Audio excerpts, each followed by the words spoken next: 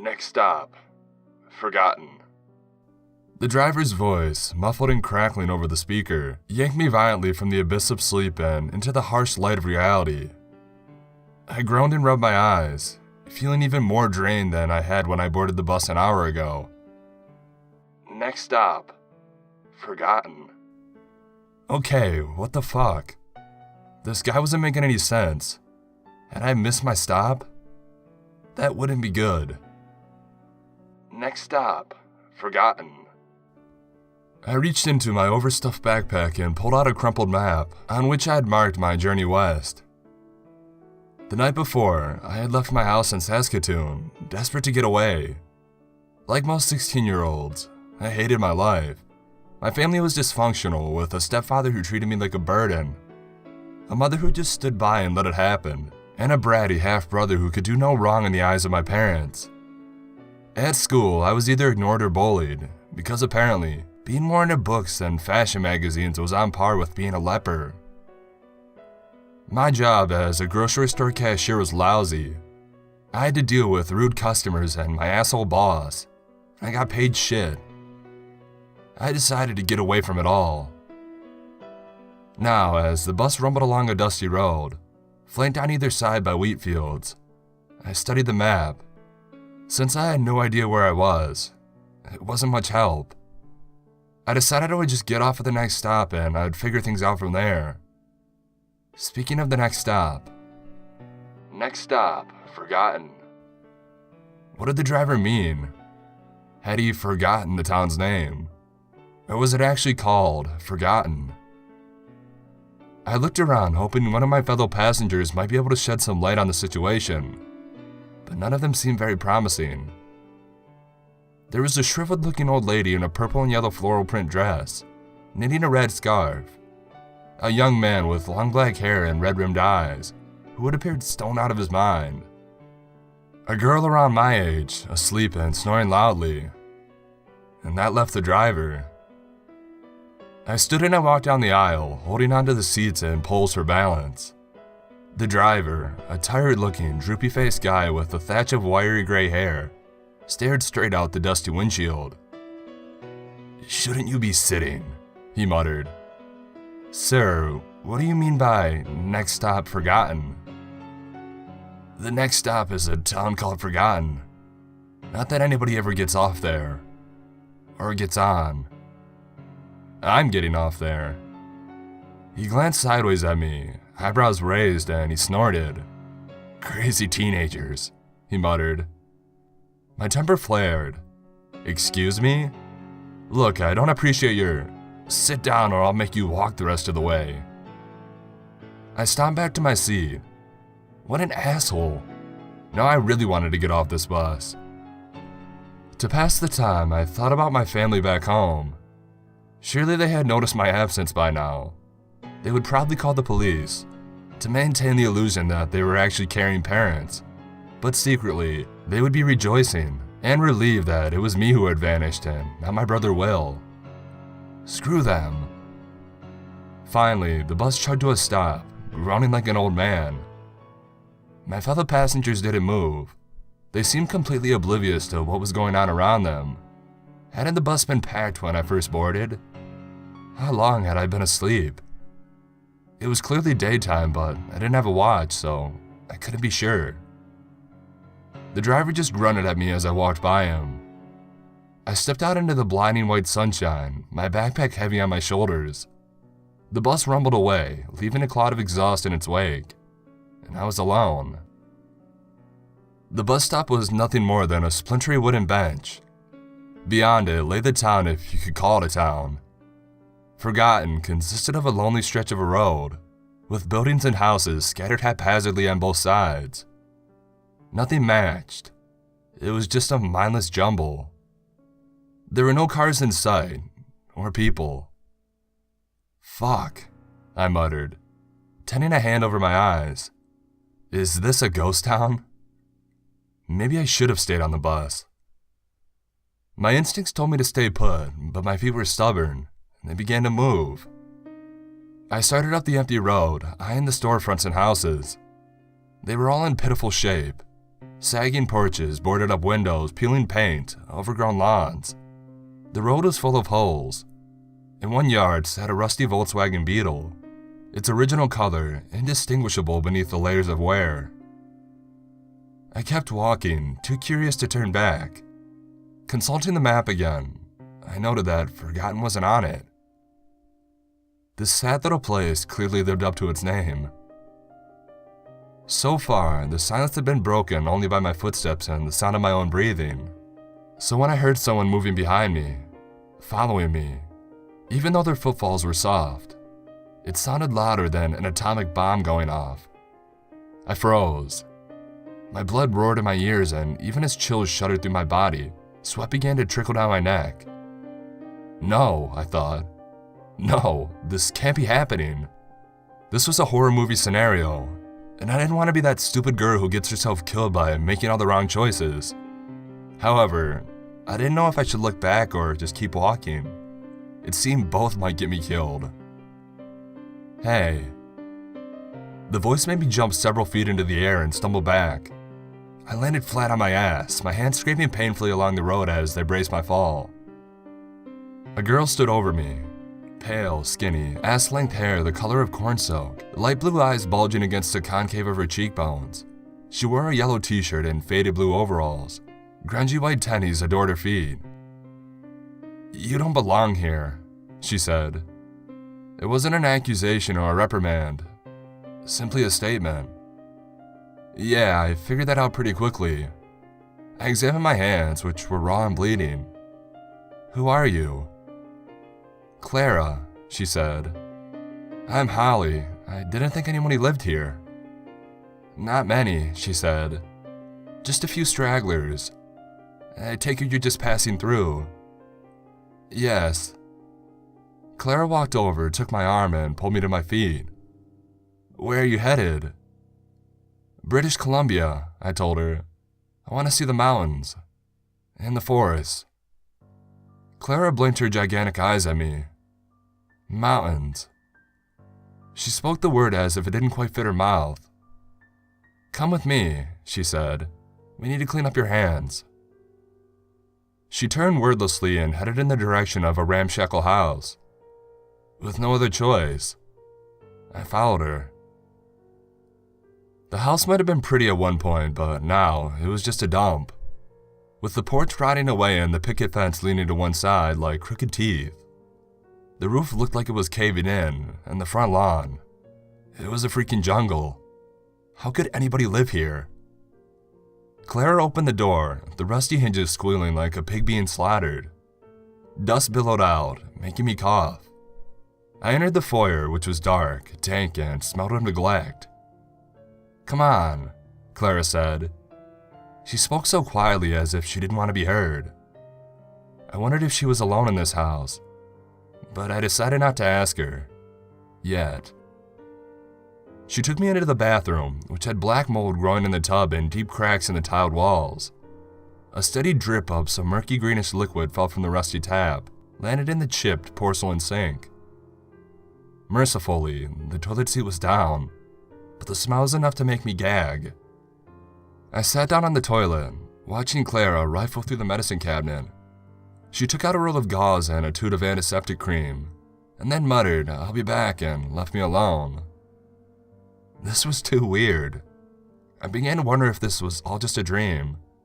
If I was still on the bus, putting more and more miles between myself and home. And now I was stuck in this lonely town. And although I knew I could just stand up and walk out at any time, I wasn't ready to leave. Clara returned with a bucket of water which looked clean enough. I soaked my hands and then let Clara disinfect and bandage them. "There," she said, offering a tired smile. "Now you just have to let them heal." "Thank you," I smiled back at her, despite not knowing her at all. I felt a kind of rapport with Clara. She had gone out of her way to help me, a total stranger, when she had no obligation to do so. She hadn't judged or asked questions. She just took my hand. That was more than I could say for anyone I knew back in Saskatoon. "I guess I better get going," I said. Do you know when the next bus is coming? Once a day, Clara told me. You can't go back out there. It isn't safe. What are you talking about? Let's hope you never find out, she muttered. As we exited the bathroom, a thin, reedy voice floated down the hall. Clara, is that you? An older woman sat in a wheelchair, her face half hidden beneath the heavy curtain of grain-brown bangs. Like Clara, she was skinny as a plucked chicken, dressed in a shapeless dress that accentuated her bony frame. Her eyes were clouded with cataracts. She was blind. Yes, Aunt Wendy, it's me. We have a visitor. The woman, Wendy, rolled towards us, the wheels of her chair creaking. I stepped forward, extending my hand. Hi. I'm Holly. She took my hand, staring up at me with sightless eyes. It's nice to meet you. But you shouldn't be here. I know. She can't leave yet, said Clara. Not until the bus comes back. No, she can't. Wendy agreed. Tell me, Holly, what brought you here? I was on a bus, I told her. I missed my stop, so I got off here. I see. You should have just kept going. I know, I admitted. Aunt Wendy, I'm going to show Holly to her room, said Clara. She led me upstairs to a dusty room, empty save for a narrow cot. The ratty white sheets smelled mildewy, and I had no intention of sleeping in them. The window, of course, was boarded over, but thin fingers of sunlight had squeezed through the gaps. I thought of the town outside, so empty, and unexplained tears sprang to my eyes. I turned around, wanting to thank Clara for everything, but she had disappeared. So I sat down on the bed and I waited. What the fuck am I doing here? That question played on an endless loop in my head, even as the sun went down and the shadows crept in, encompassing, forgotten in their darkness. Once again, I was awoken by a voice, a female voice, soft but frantic. Holly. I cracked one eye open, my head still fuzzy with the dream I'd been having. Something about my parents burning everything I'd ever left behind in a raging bonfire.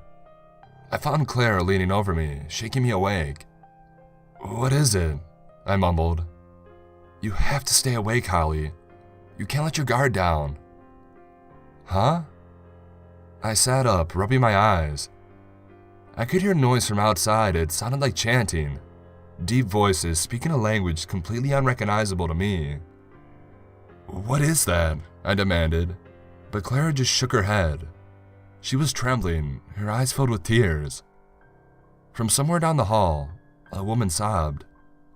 Wendy. Clara, I began, but she put a finger to my lips. The chanting was growing louder and closer. Now you know why you can't leave tonight, she whispered. They will get you. I don't understand. We have to wait, Holly. Clara's eyes gleamed with tears as she spoke. My eyes drifted upwards to the boards nailed across the window, and for the first time, I noticed a small hole where a knot had fallen out. Holly, no, Clara hissed. At first, I saw nothing, just an endless mass of black stretching on forever. Holly, stop. You don't want to see this. The blackness before me suddenly lifted, like a curtain being pulled back. And finally, I saw them. Shadows. Dozens of humanoid shadows marching down the road, featureless save for crimson eyes that glowed like lanterns. The bizarre chanting poured from unseen mouths, filling the cool night air and rising up and up into the cloudy sky above. They were following a leader, a tall shadow nearly 7 feet with long, gangly limbs carrying something over its shoulder, an emaciated woman in a white nightdress. As I watched, my hand pressed to my mouth, and the shadows abruptly stopped. Their leader dropped the woman and she flopped like a rag doll onto the dirty road. The impact jarred her awake and she began to scream. No! Oh, sweet Jesus, no! Please, don't do this! Another sacrifice. They make one once a year, Clara murmured from behind me. Soon, there will be no one left and forgotten. I wanted desperately to look away. The poor woman's terrible screams tore at my ears, and as the shadows closed in on her, their terrified wails turned to heavy sobs. Clara yanked me back and we huddled together on the bed, listening to the poor woman die. Whatever the shadows were doing to her, it sounded like she was being tortured in the most agonizing ways imaginable. Like being dunked in boiling water, or having your skull slowly crushed in a vice, or being skinned alive while someone poured lemon juice into the open wounds. By the time the horrible sounds finally ceased, my face was wet with tears. "It's over," Clara muttered. "Let's go check on Wendy." My new friend held my bandaged hand as we walked down the hall and entered Wendy's room. She lay on her back, staring up at the ceiling. Her body shook and tears leaked down her face, flooding the lines in her skin. She was mumbling what sounded like a prayer. The chanting had started up again, but now it was distant, slowly fading away. Despite the boarded up windows, I felt the shadows could see us, their red eyes burning into our flesh. "They're gone," Clara whispered, more to herself than me. "But they'll be back." I looked over at Wendy, who appeared to have slipped back into sleep. "Jesus," I muttered. "No." Clara shook her head, smiling sadly. "He can't save this town. Nobody can." Too numb to feel afraid anymore, I walked past her and I returned to my own room, peering through the peephole once more. The shadows were gone. All that remained of the woman were a few scraps of white fabric and a pool of blood, glinting in the moonlight. The last thing I saw as I passed out were Clara's blue eyes, practically glowing in the dark. "Next stop, Saskatoon." The driver's voice, muffled and crackling over the speaker, yanked me violently from the abyss of sleep and into the harsh light of reality. I opened my eyes. I was back on the bus. The lady in the floral print dress was still knitting. The stone guy still sat there, staring at nothing. The teenage girl was still fast asleep, still snoring. My backpack lay at my feet, the rolled up map sticking out. "Next stop, Saskatoon." I was heading home. Thank God, but how had I gotten here? Clara, Wendy, the town had forgotten. Had it all been a dream? "Next stop, Saskatoon." I smiled to myself. Soon I would be home. Soon everything would be back to normal. I'd be back with my dysfunctional little family, back at a school that didn't accept me, but it would be familiar. Safe. Just a dream, I thought, smiling to myself. Just a crazy dream. And then I looked down. My hands were wrapped in gauze, spotted here and there with dried, maroon blood. I had fallen and scraped them. I now remembered. Clara had patched me up. Holy shit. Had it been real? "Is something the matter, dear?" asked the old woman. I'm okay," I lied, shoving my hands inside my pockets to hide them. "Are you sure?" "Yes, have you heard of a town called Forgotten?" "I have indeed. It's been abandoned for decades now, although I'm not sure why." And then she lowered her voice and added, "It was rumored to be cursed. Something about shadows wandering the streets at night and making human sacrifices." Sounds ridiculous, right? Yes. I felt the healing wounds on my hands open up again. I felt fresh blood seep into the bandages. It does. "Next stop, Saskatoon." I leaned back in my seat, my head resting against the dusty window. The bus rolled along, putting more and more miles between me and Forgotten, leaving the nightmare behind, leaving Clara and Wendy behind. As the bus wheezed to a stop, I made a promise to myself. I won't ever forget.